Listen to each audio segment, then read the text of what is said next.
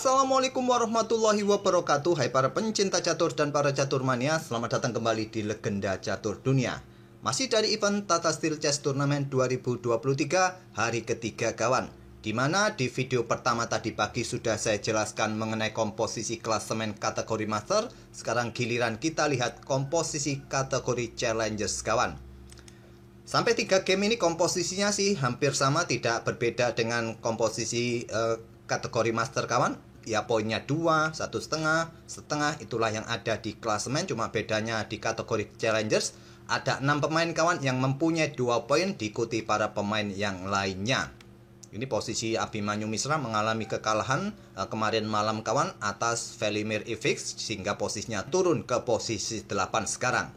Dan kemarin malam kawan di babak ketiga kategori Challengers ini ada 3 partai yang menang kalah kawan. Partainya Mishra ini versus Velimir Ivic, di mana Abhimanyu Mishra kalah oleh Grandmaster asal Slovakia ini kawan. Dan satu partai yang lain dari Grandmaster Erwin Alami kembali kalah oleh Grandmaster asal Turki Mustafa Yilmaz. Dan satu partai lainnya yaitu partainya Javokir Sindarov mengalahkan pecatur wanita asal India Ramesh Babu Faisali kawan. Dari 3 partai menang kalah di babak ketiga di kategori Challengers ini, saya tidak pilih untuk mengulasnya kali ini kawan. Untuk kali ini saya ambil permainan di babak kedua kawan. Permainan yang cukup menarik antara Zhergus Pekak melawan Amin Tabatabai kawan. Langsung saja kita ke papan permainan. Bagaimanakah permainan itu menarik sehingga game itu yang kita pilih untuk kita ulas.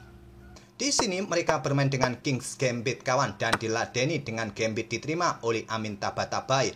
Pion E pukul, pion F4, kuda F3 seperti biasa. Dan di sini banyak pilihan pertahanan untuk menghadapi King's Gambit. Tak perlu saya lanjutkan kawan, karena jadi durasinya nanti agak terlalu panjang kalau saya tunjukkan macam-macam defense bagi hitam untuk meladeni permainan kuda F3 ini kawan.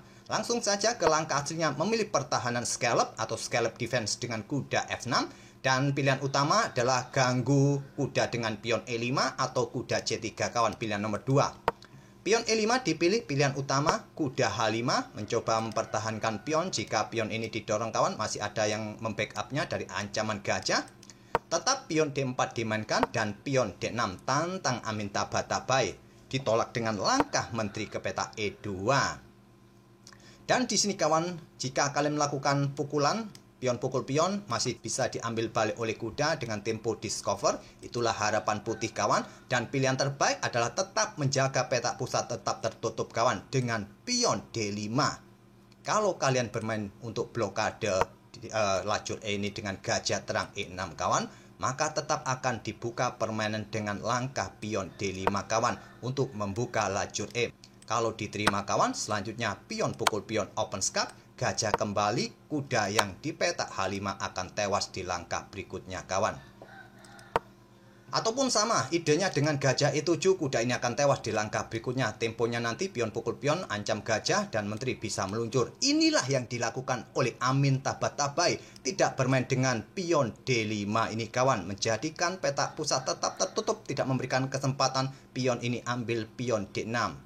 Tapi gajah E7 dipilih oleh Amin Tabatabai. Di langkah ke-6 sudah melakukan blunder besar. Dia kehilangan kuda di langkah berikutnya di peta H5 dengan langkah pion E pukul pion D6 diambil balik oleh menteri. Menteri B5 skak, blokade oleh kuda C6, menteri ambil kuda H5. Sekarang dalam permainan klasik, kalau sudah kehilangan satu perwira di awal-awal pembukaan, saya rasa sudah saatnya seorang Grandmaster pun bisa menyerah. Tapi bagi kaum post ronda, masih belum mau menyerah sebelum benar-benar skakmat ataupun buah di atas papan benar-benar habis. Betul tidak? Saya rasa seperti itu kalau kalian yang bermain. Begitu juga dengan Amin Tabatabai ini, perhitungannya masih unggul 2 pion kawan setelah kehilangan kuda di petak H5. Kudanya ambil pionnya ada di petak D4. Dari pengorbanan kuda di petak H5 tadi, kompensasi yang didapat hitam 2 pion. Di sini kalau kalian sudah unggul 1 perwira, baiknya secepat mungkin kawan untuk melakukan pertukaran. Karena posisi kuda ini juga posisi ancaman skak garbuan kawan. Lebih baik melakukan pertukaran diambil balik oleh menteri, dan kalian bisa melanjutkan pengembangan perwira yang lain seperti kuda C3 dan seterusnya. tapi memilih langkah gajah D3. Cukup logis juga untuk kontrol atau jaga pion C2-nya kawan. Tapi langkah ini langkah blunder. Sekarang permainan kembali setara walaupun hitam kalah 1 perwira. Di sini kawan pion G6 terlebih dahulu. Menteri menghindar ke peta A5, barulah kuda pukul kuda diambil balik oleh pion G. Dan rokade mengamankan raja kawan. Di sini pengembangan kuda C3, lanjut Jergus PK. Menteri ke E6 skak. Bagusnya gajah ini kawan ke peta H3 terlebih dahulu dengan ide ancam benteng, ancam pion yang ada di peta F3. Kalaupun di sini gajah D2 persiapan rokade, ya kalian bisa melangkah dengan gajah G2. Ataupun di sini jika benteng ini kawan digeser ke peta G1 terlebih dahulu, maka akan memberikan kesempatan benteng-benteng ini segera keluar kawan untuk persiapan juga discover. Ataupun juga melakukan skak dengan gajah ke peta H4 untuk mencegah raja sudah tidak bisa rokade lagi. Tapi memilih dengan langkah Menteri E6 terlebih dahulu oleh Amintabhadabhai, blokade oleh kuda E2, gajah H4 skak. Raja bergeser ke D1, Menteri ke H3, coba rebut pion ini kawan, sudah tidak bisa lagi di backup dengan benteng. Karena posisi menteri siap untuk caplok benteng. Kalau dengan gajah memberikan benteng ikut bermain langsung di lajur D kawan. Bermain dengan langkah gajah ambil pion F4, menteri ambil pion F3, lanjut Amintabhadabhai. Raja bergerak maju ke D2 untuk mengkoneksikan bentengnya menjaga benteng H1 dari ancaman menteri. Selanjutnya Amintabhadabhai coba bergerak dengan gajah H3, pilihan terbaik kawan, tidak memberikan kesempatan peta F1 diisi oleh salah satu benteng putih ini. Di sini gajah D3 menantang pertukaran gajah gelap.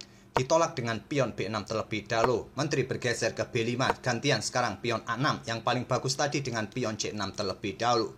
Menteri bergerak ke C4 untuk pressure gajah yang di sini untuk memaksa pertukaran. Ditolak dengan langkah gajah G5 skak. Blokade oleh gajah, gajah ditarik mundur ke F6. Kalau memaksa pertukaran kawan, nanti bisa diambil balik oleh Menteri Putih dan memaksa untuk pertukaran lagi. Jadi gajah dipertahankan, coba pressure peta B2. Dan di sini tidak dipertahankan kawan, memilih dengan langkah benteng H ke G1, langkah terbaik. Melepaskan pionnya kawan, kalaupun di sini diambil oleh gajah langsung, maka jawaban yang bisa dilakukan oleh putih di sini bisa bermain dengan langkah gajah ambil pion yang ada di peta G6 kawan. Itulah balasan yang akan dilancarkan oleh putih. Kalau ada skak di sini kawan, ya gajah ini bisa untuk ditarik mundur dan discover skak juga. Oke, kembali lagi ke langkah aslinya. Jadi, tetap mempertahankan posisi gajah tidak ambil pion B2, mengeluarkan benteng F ke E8, pressure kuda dengan dukungan menteri kawan, dan mencegah pergerakan menteri untuk menantang pertukaran di lajur E ini. Selanjutnya, benteng A E1 terlalu terburu-buru kawan untuk mengawal kudanya. Bagusnya di sini benteng G ini diangkat terlebih dahulu, ancam gajah juga ancam menteri. Menteri ke peta H5 barulah benteng AE1 kawan. Itulah jalan terbaik, jalannya ninja dari Stockfish. Tapi memilih dengan benteng A ke E1 langsung, di sini pion B5 pilihan terbaik. Menteri ambil pion C7 kawan dan gantian benteng AC8 ancam menteri. Menteri mundur ke D6, gantian benteng E6 ancam menteri kembali. Dibalas juga saling ancam menteri dengan benteng G3. Pilihan terbaik menolak pertukaran menteri, sedikit menunda kawan untuk tetap pressure kuda yang ada di peta E2 dengan dukungan benteng. Jika di sini kawan menteri ini coba mundur ke peta B4 untuk tetap mengawal gajahnya jika ada potensi ancaman terhadap benteng sikat kuda, tak ada lagi yang mengawal gajah bisa diambil oleh menteri, maka gajah ini akan tetap ancam menteri kawan untuk meninggalkan gajahnya. Dan sudah tidak ada cara lagi untuk membackup gajah, benteng meluncur sikat kuda, diambil balik oleh benteng ancam menteri kawan, ataupun dengan gajah. Anggap contoh dengan benteng ancam menteri kawan, ya menteri bisa ambil gajah F4 tempo skak, benteng tidak mempunyai tempo lagi untuk ancam gajah di peta H3. Itulah yang bisa terjadi. Di sini memilih dengan langkah gajah mundur ke E3 terlebih dahulu untuk menghindari potensi ancaman tadi. Dan di sini Amintabhadabhai akhirnya terpaksa bertukar menteri dengan cara menteri ambil benteng E1 terlebih dahulu. Setelah diambil balik oleh Raja Putih, di sini benteng hitam ambil menteri D6. Dan di sini kita sudah memasuki permainan endgame kawan. Dengan kekuatan sepasang benteng oleh Amintabhadabhai, jelas gajahnya akan tewas di langkah berikutnya. Nanti berhadapan dengan sepasang gajah, melawan sepasang benteng dan dukungan satu gajah, putih didukung kuda plus satu benteng. Tapi hitam dalam kondisi unggul beberapa pion. Permainan berlanjut, benteng ambil gajah H3, gajah ambil pion B2, sekarang Amin tabai-tabai, unggul 2 pion kawan. Selanjutnya benteng diangkat naik, pion F5, di sini pion A4, coba tantang pion kawan, ditolak dengan langkah gajah F6 terlebih dahulu, ancam benteng. Benteng digeser ke B4 dan gajah ditarik mundur ke peta E7 kawan. Persiapan discover kawan, kalau pion pukul pion, bentengnya meluncur, bisa ambil gajah D3.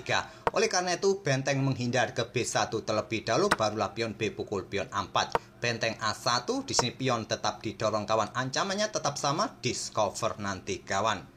Sekarang cukup berbeda, jika sekarang benteng ini langsung ambil pion kawan, maka discovernya tidak langsung ambil gajah ini karena masih bisa diambil balik. Tapi memilih dengan langkah seperti ini kawan, discovernya ancam gajah di sini, ancam benteng di sini kawan.